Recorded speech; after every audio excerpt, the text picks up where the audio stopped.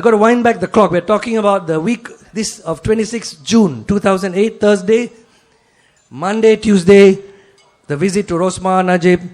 Wednesday, Saiful goes and meets Rodwan in room 619 in the Concord Hotel. That's proven. Nobody's challenged that. They know it's fact, they don't challenge it. Now, imagine the scenario. And this is where the guys don't know how to write a good script that can persuade people. Because the story is, I'm a victim of sexual assault, so-called. I've been screwed 8 to 9 times and apparently against my will. And this is the interesting, ladies and gentlemen. The joker can say that the first time, okay. First time I've been screwed against my will, fine, I accept that. Second time, how? Third time, how? Fourth time, how? And then got 9th time also, So this is now the so-called 10th time. So we got 9 times he claims he went there, he got screwed against his will, but somehow he went back for some more. Okay? So now, he's improved his situation, he's managed to see the DPM, he's managed to see SAC Rodwan, who is now Director of CID of Bukit Aman. This is one of the highest ranking police officers in the country. Saw him in the hotel room. I'm a victim, I need protection. Okay. That's Wednesday, 25th of June. Now we come to the final, this is the climax of the bad script they wrote. Thursday afternoon, 26th of June. What happens? You know what this boy says in court? On oath, this boy is saying, Anwar Ibrahim calls him on the handphone and says, come and see me at the condominium and bring the KY. And bring the KY jelly. I mean, come on lah. You can come up with a more imaginative script than that. And so, this so-called unwilling boy, this so-called boy who was, according to him, raped against his own will, takes the KY and runs to the condominium. That's the story. I'm not making this up, ladies and gentlemen. I swear, I'm not. This is what the guy said in court. And then, of course, you know what the rest of it, you read the thing in court. What happens when he goes there? He runs into the bathroom, comes out in the towel, and all that lah. I mean, we know what happened. That's the story. But let's take it at the boys at face value lah. Okay. Somehow he got screwed again, number 10 time, against his own will, against his will. What does he do? Does he go and see Rodwan? Hey boss, you met last night, I was supposed to be protected, but I got screwed again. Can we do something? He doesn't do that. Thursday night, he's out having dinner with guess who? Guess who, ladies and gentlemen? A guy called Ezam Mohammad Noor. You recognize the name? You recognize the name. Now, let's go to Friday morning. What do you expect him to do? He's a victim, now 10th time kena bang already. He goes to office like normal. Our office in Merchant Square, we were just moving from Brickfields. Now we won big. So of course must move to upgraded office lah, from, rather pathetic looking Brickfields office. Now we got nice looking, better looking office in Merchant Square. So we were just moving. This boy goes like normal to the office with the other staff. Doesn't say anything. Friday evening, 6 o'clock. What does he do?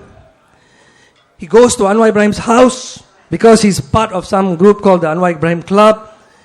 About 15 young guys are having a discussion. He's serving tea and coffee, looking fresh, clean clothes, can sit down, can stand, no problem. Sitting down, no problem. Also standing up and down, no problem. All normal.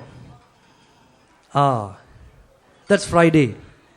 Saturday morning, he wakes up, I don't know what time, about 2 o'clock in the afternoon, he suddenly remembers, oh yeah, I was sodomized on Thursday afternoon at 3 o'clock.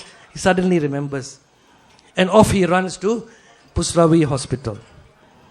Tells the doctor, hey, you got to check me lah. Doctor checks and says, hey, what's your problem? Nothing there. Then he says, oh no, I was screwed by Anwar Ibrahim. So doctor says, okay, if that's the case, you better go to HKL. And then suddenly, like what William Leong said, he suddenly turns into the most VIP patient in the history of this country because you got 3 top-notch specialists all waiting there. And that the rest of the story I don't want to bore you. But this is the script they wrote. Now, in court, you got the DNA story. Now,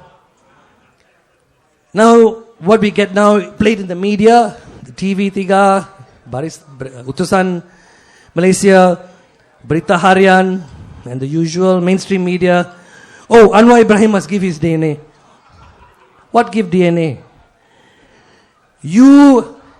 Our position is this. You have doctored the DNA sample, which is not difficult to do, because why? The DNA sample was in the custody of the police for 48 hours, 2 days, with no reasonable explanation. The doctor takes the sample. That sample should have been kept in the hospital and gone straight to the chemist. That's what should have happened. But no, the sample is given to the police officer. What does the police officer do? He claims he kept it in his filing cabinet with the aircon blowing on it. The fellow doesn't know you have to keep it in the freezer to preserve the sample. But he preserves it in his filing cabinet. For 2 days, the semen would have disintegrated. Anybody who studies science knows that. But this 2 days after that goes to the chemist. And of course, the chemist just checks it and says, oh yalla, you got male Y, the mysterious male Y, which they all of course know, supposed to be Anwar Ibrahim. Now, so you doctor the sample, you create a result, and now what? You want me to give my DNA to confirm the result? You think bodo? But this is the game that is being spun. That I must give my DNA to help you confirm a fabricated result. That's the logic of the game. But they have one advantage, which we don't have. They have the mainstream media. They can spin their stories by day, by night, repeat it all the time, until some people begin to believe. You know the old story, you can repeat a lie, you can make people believe. Just keep repeating the lie and some people might believe. But we are answering, we are explaining, and this is the challenge which we face. Yeah? So, how this trial will play out, we're not sure. There are different scenarios. He might be acquitted because they might be backing off, because they feel this is time. It's politically too expensive to send Anwar Ibrahim to jail. But we are also prepared for the worst scenario, where they send Anwar Ibrahim to jail.